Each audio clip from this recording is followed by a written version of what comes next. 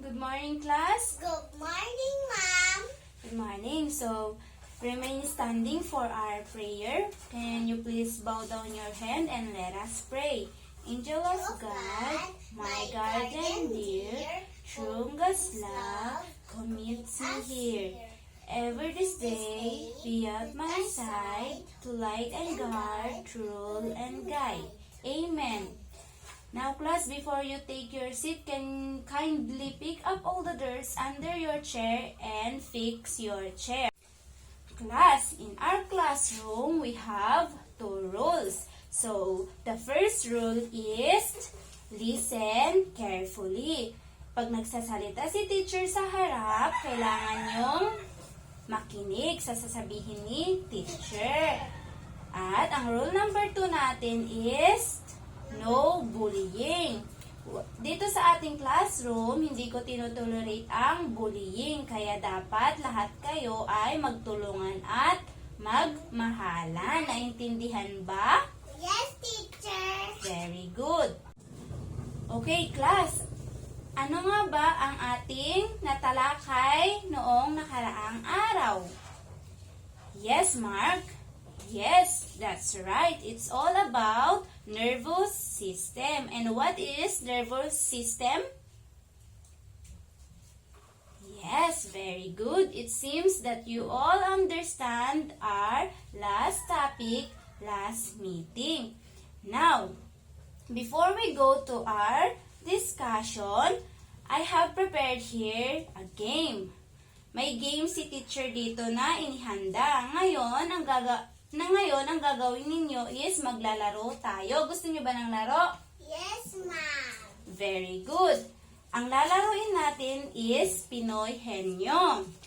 Ang mechanics na ating lalaruin na Pinoy Henyo is the team will be given 2 minutes to get the correct word. Nobody is allowed. The clock is stopped when player 1 answer correctly the secret word. So, ngayon, bibigyan ko kayo ng tagdadalawang minuto bawat grupo. Ngayon, ang gagawin ninyo is paunahan lang kayong sumagot sa ibibigay kong secret word. Kung sinong team ang mas maunang sumagot o kung sinong team ang may pinakamaikling oras, is siya yung mananalo. Naintindihan? Yes, Ma'am. Very good. And I will group you first into 4 groups. This row will be the first group, this row will be the second group, and this row will be the third group, and the last group will be this row. Understand? Yes, Ma'am. Okay, class, did you enjoy the game? Very good. Now, based from the game that you play, what do you think is our topic for today? Yes, Steph? Yes, that's right. Very good. It's all about animals. Do you see the picture here? Yes, what did you see? Very good. It's pig. What else? Turtle. Very good. What else?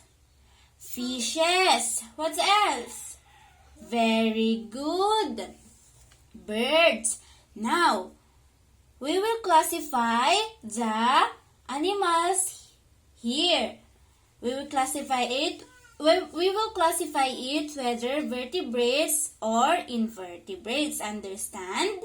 Yes, Ma'am. Very good. Okay, class. Mamaya titignan natin kung tama ang iyong mga sagot dito. Ngayon, ano nga ulit ang vertebrates? Yes, Rona? Thank you. Very good. Vertebrates is an animals of a large group distinguished by the possession of a backbone or spinal column, including mammals, reptiles, amphibians, bird, and fishes. Ngayon, ang vertebrates daw is ito yung mga animals na may backbone or spinal column. Sino ang may backbone dito? Very good. Yes, lahat tayo is may backbone. Lahat tayo ay may buto. Ngayon, ang vertebrates daw ay kinaklasify ng 5 classification or group, which is mammals, reptiles, amphibians, bird, and fishes. Naintindihan? Very good. So, magbigay nga ng examples ng mammals. Yes. Yes, very good. An example of mammals is pig. So, tama ba ang classify nyo dito?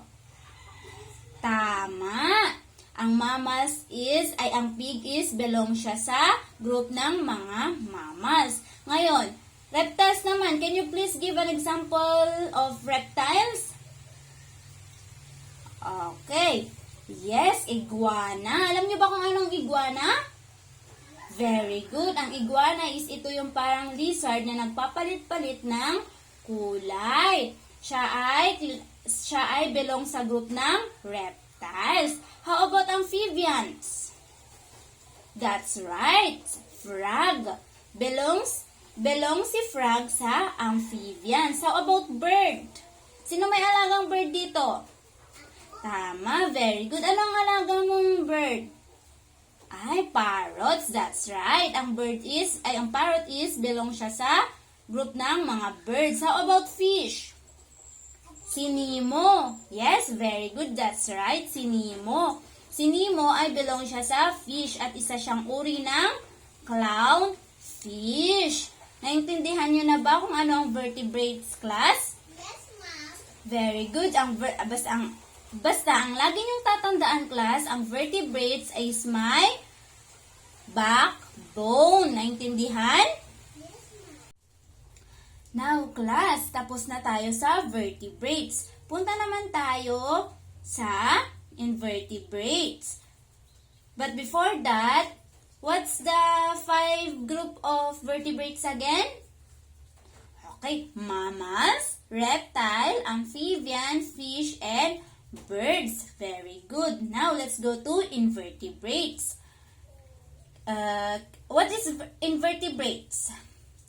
Yes, Mary Jane? Okay, very good. Invertebrates is an animals lacking a backbone such as protozoa, mollusks, echinoderms, and insects. So, ang invertebrates daw is sila yung walang buto or walang backbone. Klina-classify sila o ginugroup sila sa mollusks, echinoderms, and mga insect. Naintindihan? Yes, very good. Okay, now, can you please give an example of animals without bone? Yes, Yevis. Yes, very good. Snail. What else? Yes, Geraldine. Very good. Worm. May backbone ba ang worm? At ano yung sinabi ni Yevis? Snail? Yes. May backbone ba sila? Wala. Tama. So, ano pa? Yes, very good. Crab. Wala silang backbone. Ngayon, naintindihan niyo na ba kung ano ang vertebrate class? Very good. At ano ang groups ng invertebrates? Ginugroup sila in sponges, cnidarians, mollusks, echinoderms, and insect. Very good. Naintindihan niyo na ba? Very good. Basta ang invertebrates is walang buto or walang backbone. Naintindihan? Thank you. Okay, tingnan nga natin kung nakinig ang aking mga estudyante. Ano nga ulit yung group ng vertebrates? Mammals, reptile, amphibian, fish, and birds. Tama. Ngayon, sa invertebrates naman, very good. Sa invertebrates is ginugroup sila in sponges, cnidarians, mollusks, echinoderms, and insect. Very good. Ano ang vertebrates class? Sila yung animals na may backbone. Tama. How about invertebrates? Tama, sila naman yung mga animals na walang backbone or walang buto. Ngayon, parang naintindihan nyo na ang ating topic Ngayon is magbibigay ako ng activity ninyo. Group activity. Ngayon, i-group ko kayo into 2 groups. So, ang first group is dito. Ang second group is itong row naman na ito. Ngayon, ang instruction is ang first group is magbibigay sila ng animals. Magbibigay sila ng 10 animals. At ang group 2 naman is i-classify nila ito kung ito ba ay belong sa vertebrates or invertebrates. Naintindihan? Very good. So, I will give you 5 minutes, group 1, to give an animals. And pagkatapos is, bibigyan ko naman ang group 2 ng another 5 minutes para i-classify yung binigay ng group 1 na animals. Naintindihan? Yes, that's right. Ngayon, tapos na tayo sa group activity at mukhang lahat kayo is nakakuha ng tamang sagot. Kaya bibigyan ko kayo lahat ng 50 point each. So, yan. Gusto niyo na ba ng another activity? Yes, that's right. Very good. Gusto nga nila. So, ang activity natin is individual. So, can you please bring out 1/2 sheet of pad paper?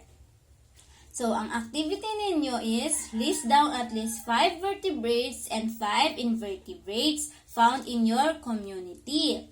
Then, identify what group of vertebrates and invertebrates the animals belong to. Ano nga ulit yung group ng vertebrates? Mayroon tayong mammals, reptiles, amphibians, birds, and fishes. How about sa invertebrates? Sa invertebrates naman is mayroon tayong mollusks, echinoderms, insects, at iba pa. So, naintindihan na ba ang activity ninyo, class? Okay, so bibigyan ko kayo ng 10 minutes to finish your activity. Naintindihan? Okay, seems that you are already understand our topic for today. So, bago ang lahat is bibigyan ko kayo ng assignment ninyo. Can you please bring out your notebook and copy your assignment here? Okay, so sa instruction ng assignment nyo, cut pictures of different animals and identify them according to their group. Paste it in your notebook. So, magkakat kayo ng pictures ng iba't ibang uri ng animals, then i-identify ninyo kung saan sila group belong. So, then ipipaste ninyo sa notebook ninyo, sa assignment notebook ninyo. Magpatulong kayo sa parents ninyo at laging mag-ingat kayo sa paggamit ng scissor para hindi kayo masugatan. Tama. Okay, class, can you please stand? Goodbye, class. Okay.